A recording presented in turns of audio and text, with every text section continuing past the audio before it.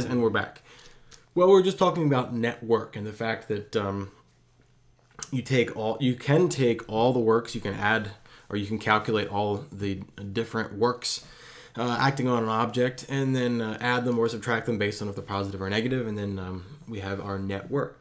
But you can also take the net force on an object, and as we did, we've been doing for the past few chapters, we can add or subtract all the forces to result in a net force as well, and take that times the displacement times the cosine of theta that net force is from the direction of motion, from the direction of displacement.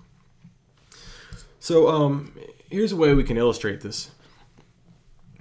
So in our last problem, what we did was we had all these forces. We had the weight force that is broken into two parts, and then we had the normal force, and then the air resistance force right here. And then we found each of their works and then added them together. That is, we found the work that each of them performs and then added them together to get the net work.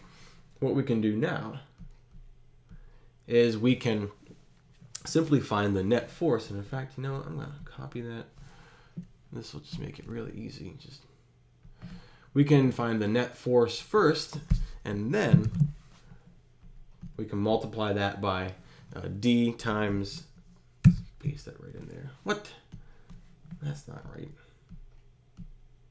Try this one more time. Copy, and now we'll go to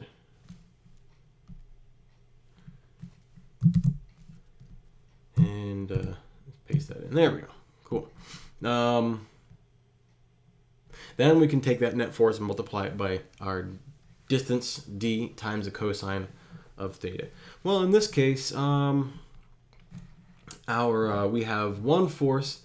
And by the way, let's establish something right now. Let's call this positive and this negative in the down the hill direction. Okay, and we're going to call.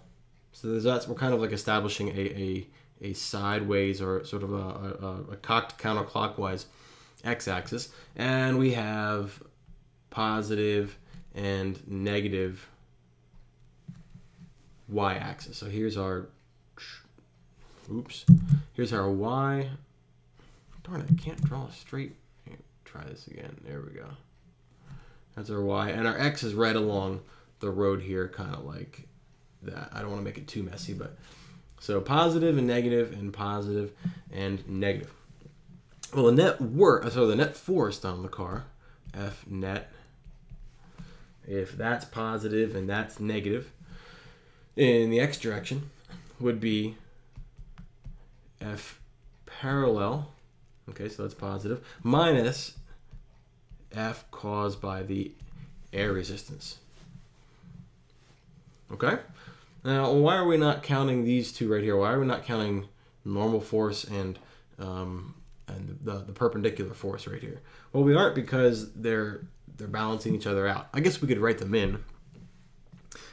We could say plus the normal force minus the force perpendicular, but both of these would simply go away and turn into 0 because they're equal and yet they're opposite.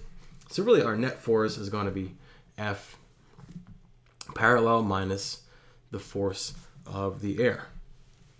Okay? So what would that be? Well, assuming that the parallel force is greater, in fact, let me switch to a different color right here. If the parallel force is greater than the resistance force, we're going to be assuming that, I don't want to do that. Let me just change the color right here. There we go. We're going to find that our net force is down the hill. So if this is greater than that, we're going to have a net force of down the hill, even though the air resistance is holding back against the perpendicular force right there. So that's our net force down the hill. And what angle is that from the direction of motion? Well, it's not any angle at all. It's what is an angle? But it's 0, right? It's not angled at all. It's directly in line or on the same. I keep wanting to say the same plane. It's not the same plane, but it's in the same direction as the downhill displacement. So our work then, in fact, I should change back to, my red's going to look a little bit different, but that's okay. Actually, that's not bad. Net work is going to be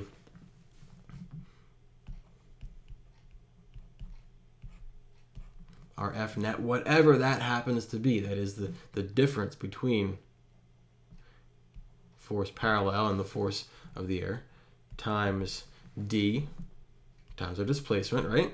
Times a cosine of what angle? Well, that angle is 0, right? There's no angle between our net force and our direction of motion. Cosine of 0.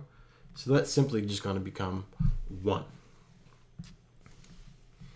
That's simply going to become 1. So that's just a way to express it. We find our net force first, then multiply that by d, and then times the cosine of whatever angle that force is from the direction of motion, and we have our net work in the exact same net work that we found from before. We just did our net force first.